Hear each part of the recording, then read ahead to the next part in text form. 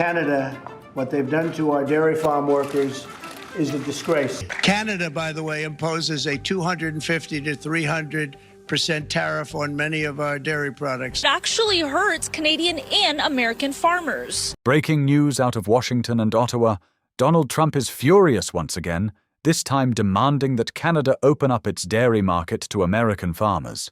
But in a stunning rebuke, Canadian Prime Minister Mark Carney has flat out refused. This isn't just another trade spat over milk and cheese. It's a direct challenge to America's economic power, a humiliation for U.S. dairy farmers, and a reminder that America's closest neighbor won't be pushed around. Today, we're going to break down exactly what happened, why this U.S.-Canada dairy feud matters so much, and what it means not just for farmers in Wisconsin and Pennsylvania, but for America's credibility on the world stage. Before we dive in, hit that like button and subscribe to US Finance Wire. We bring you the latest updates on finance, global trade, EVs, and US politics every week. And trust me, you don't want to miss what's coming next. Trump versus Canada. The dairy dispute. He can't win this fight isn't new. In fact, dairy was one of Trump's earliest battles during his first term. He has repeatedly slammed Canada's supply management system, a framework that tightly controls how much dairy can be produced and sold in Canada, while slapping massive tariffs on imports. Here's the issue. American dairy producers, from Wisconsin to California, believe Canada is shutting them out unfairly. They argue that US farmers are some of the most efficient in the world, capable of producing milk, cheese, butter, and yogurt at massive scale. But when they try to sell to Canada, they hit a wall of tariffs, sometimes 200% to 300% on basic products like cheese and butter. Trump has called it a disgrace, saying, "We don't need their milk, we've got plenty of our own." But Canada is destroying our farmers with unfair tariffs. From his perspective, it's simple. America's dairy industry is worth over $60 billion a year and employs hundreds of thousands of people. Farmers are told to compete globally, yet just across the border lies a wealthy market that's almost completely off-limits. Canada's defiant response, Prime Minister Mark Carney's response, couldn't be clearer. No, Canada will not open its dairy sector any further. Not now, not ever. Earlier this year, Ottawa passed Bill C-202, a law that cements Canada's dairy protections into place. It specifically forbids Canadian negotiators from granting more access to foreign producers in future trade talks. That means no new quotas, no tariff reductions, and no loopholes.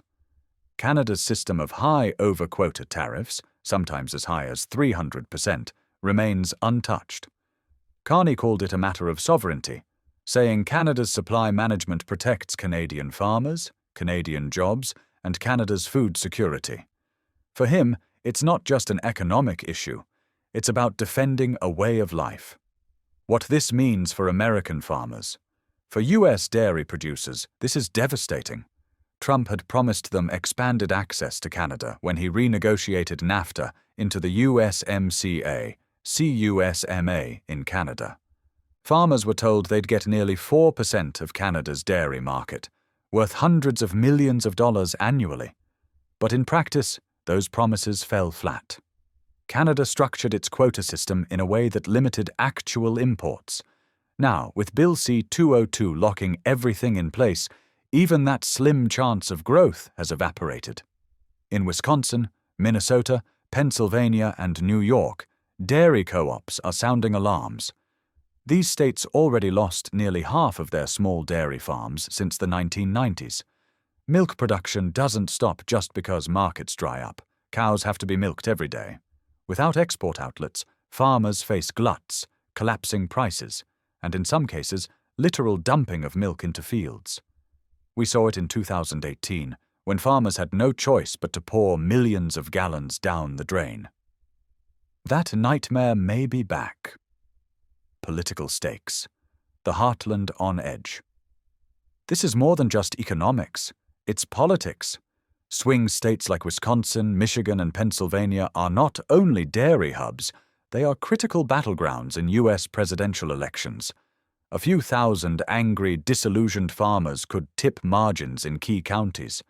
Trump knows this. That's why he's so enraged. For a president who built his reputation on protecting America's heartland, the optics are terrible. He's demanding access, and Canada is simply saying no. The image of Trump being flatly rejected by America's closest ally doesn't just sting. It projects weakness, both domestically and internationally. Why Canada won't budge Canada's refusal is rooted in its supply management system, which guarantees farmers a stable income and shields them from global price swings. While American farmers ride the roller coaster of boom and bust cycles, Canadians enjoy steady pricing and protection from foreign competition. For Canadians, this isn't greed, it's survival. Supply management ensures small family farms stay alive. It prevents rural communities from collapsing under the weight of globalized markets. In Ottawa, Carney isn't portrayed as picking a fight with Washington. Instead, he's praised for defending Canadian sovereignty. The framing is critical. America demands fairness, but Canadians hear intrusion. Global implications, America's trade credibility on trial. This standoff isn't happening in a vacuum. Other countries are watching closely.